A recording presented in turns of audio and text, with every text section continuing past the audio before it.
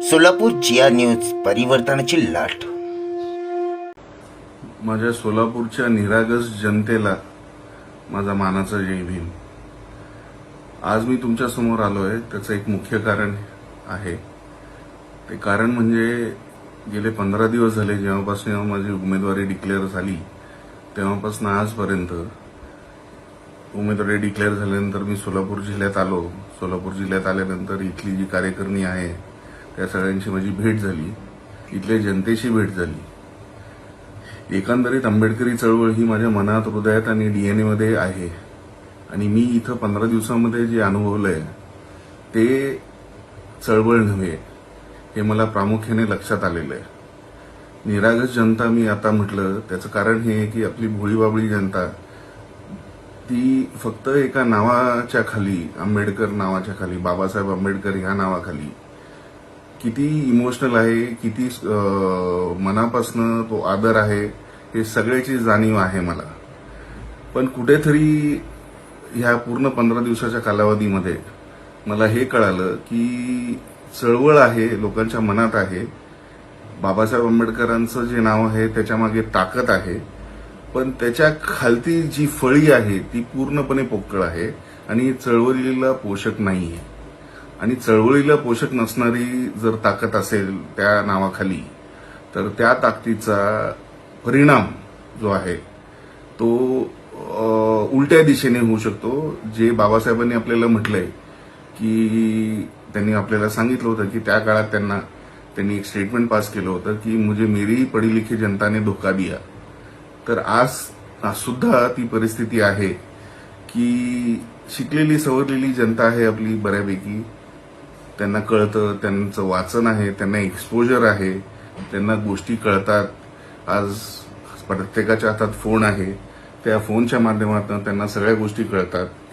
आणि ह्या सगळ्या गोष्टी कळत असतानाही त्यांचे जे स्वतःचे ते म्हणतो स्वार्थ जो आहे, म्हणजे कार्यकारिणीचा म्हणा किंवा काही लोकांचा, जनता नाही म्हणते मी आधीच म्हटलं निरागस जनता, पण कार्यकारिणी फळी जी आहे त्यांचा स्वार्थ आंबेडकर साहेबांच्या नावाखाली, बाबासाहेब आंबेडकर साहेबांच्या नावाखाली त्यांचा स्वार्थ आजही तितकाच घट्ट त्यांच्या मनात दडलेला आहे.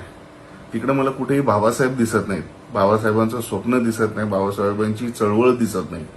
आता ह्याचा दुष्परिणाम म्हणजे काय होईल की मी तर इथं या मैदानात उतरलो होतो लढण्यासाठी, पण एकंदरीत जर माझी फळी बघितली आणि फळी बघितल्यानंतर या माझा 15 दिवसाचा अनुभव बघितला, त्यातनं मला ठामपणे हे वाटतंय की जरी म्हणजे मला मैदानात सोडलंय, माझ्या हातात बंदूक दिलीये, पण त्यात गोळ्या दिलेल्या नाहीयेत. गोळ्या जरी दिल्या असतील तर त्यात छर्रे दिलेले आहेत, ज्याच्याने मी ते युद्ध कुठल्याही रीत्या लढवीन, पण पार पाडता येणार नाही आणि ते युद्ध जिंकता येणार नाही. अशा प्रकारचं एक चित्र माझ्यासमोर उभं राहत आहे. हे मला दिसतंय, हे तुम्हापैकी बऱ्याच लोकांना हेही दिसेल की हे चित्र समोर आहे. मित्रांनो, लढणं हा एक भाग झाला, त्यातनं हार जीत होईल तो पुढचा प्रश्न आहे. पण लढणं एका अशा सैनिकाला सोबत घेऊन ज्याचे स्वतःचे मूलभूत मूळ जे आहे ते सैनिकाचे थाऱ्यावर नाही आहेत, अशा लोकांना घेऊन लढत जी आहे ती चळवळीमध्ये रूपांतर होत नाही आणि त्यातनं कुठनं यश साध्य होत नाही. मला जे दिसतंय, डायरेक्ट बोलतो मी तुम्हाला, की जर आपण अर्धवट लढलो, आणि जे मला दिसतंय की हे अर्धवट लढण्याचाच प्रकार आहे, तिथे कुठेतरी आपण अजून एका बीजेपीच्या कार्यकर्त्याला कुठेतरी वाट मोकळी करतोय की त्याचा पराभव निश्चितच होता, पण कुठेतरी त्याला सोयीचं वातावरण होईल का, ही मला अत्यंत मोठी काळजी आहे. आणि एक मात्र गोष्ट क्लिअर आहे की मला असं कुठलंही कारण बनायचं नाहीये ज्याच्यामुळे बीजेपीचा एक नेता तिकडे संसदेत जाईल, संसदेत जाऊन त्या संविधानाला धोका होईल असं कुठलं पाऊल माझ्या हाताने मला उचलत नाहीये आणि ते मी करावं नाही असं माझा ठाम विश्वास आहे आणि मी त्याला कारणीभूत ठरणार नाही. मी इथं आलो होतो काँग्रेस आणि बीजेपी दोघांनाही हरवायला, पण सध्याची परिस्थिती बघता मी काँग्रेस आणि बीजेपीला हरवायला नाही, मी एकंदरीत कुठेतरी एक कारण ठरेल ज्याच्यामुळे बीजेपीचं सीट निवडून येईल आणि मला ते मुळीच नकोय. त्यासाठी इकडे सगळ्यांना तुमच्या समोर आलोय, तुमच्या समोर आवाहन करतो की मी माघारी घ्यायचं ठरवलेलं आहे आणि संविधानाला वाचवण्यासाठी जे काय करता येईल हा पाऊल माझ्यासाठी मित्रांनो फार अवघड आहे. माघारी घेणं म्हणजे हे माझ्या ब्लडमध्ये नाही, हे माझ्या रक्तात नाही आहे.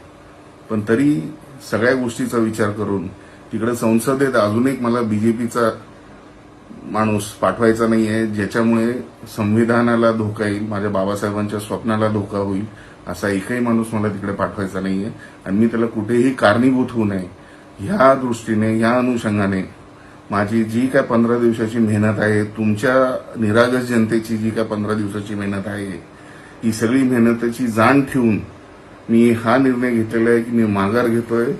चळवळ जी आहे मित्रांनो ती अशी उभा राहत नाही. आपण निरागस पद्धतीने जनता आहात, निरागस पद्धतीचे नेतेच तयार झाले पाहिजे आणि ते नेते तयार झाल्यानंतर निरागस चळवळ जी आहे ती उभी राहते, ज्याला तत्व असतात. इथे मला पूर्ण फळीमध्ये आहेत, अपवाद आहेत, मल्लप्पांना आहेत, मल्लप्पा शिंदे, उघडे आहेत, फडतरे आहेत, हे असे चांगले काही हातावरच्या बोटावरती मोजणे इतके जे लोक आहेत ह्याला सोडून मला प्रत्येक जण इथे ब्रोकर दिसलेला आहे. मला प्रत्येक जण इथे एका प्रकारचं कुठलं तरी ध्येय, स्वतःचा स्वार्थ घेऊन आलेला दिसला आहे आणि अशा प्रकारे ही चळवळ किंवा हे युद्ध मी जिंकू शकत नाही हे मला ठाम माहिती आहे आणि विश्वास आहे की हे कुठेही जाणार नाही. हा फक्त युद्ध होईल की आपण युद्धाच्या मैदानात गेलोय, पण कुठल्याही प्रकारचं जिंकण्याचं जे रूप असतं ते इथे इतकं पोषक वातावरण आहे. म्हणजे खऱ्या अर्थाने जर ग्राउंड लेवलला बघितलं तर इतकं पोषक वातावरण आहे की काय त्याला म्हणजे इतकं सुखद आहे ते की काही विचारायला नको. पण हे जे सुखद वातावरण आहे, ही जी भोळीबाबली जनता आहे, ही निरागस जनता आहे, यांना हे माहित नाही की हे जे सगळं चाललेलं आहे हे किती मोठं षड्यंत्र आहे. आपली जी कार्यक्रमी आहे तीच आपल्याला माघारी ओढणार आहे आणि तीच आपल्याला जिंकण्यापासून थांबवणार आहे. याचा मला ठाम विश्वास आहे.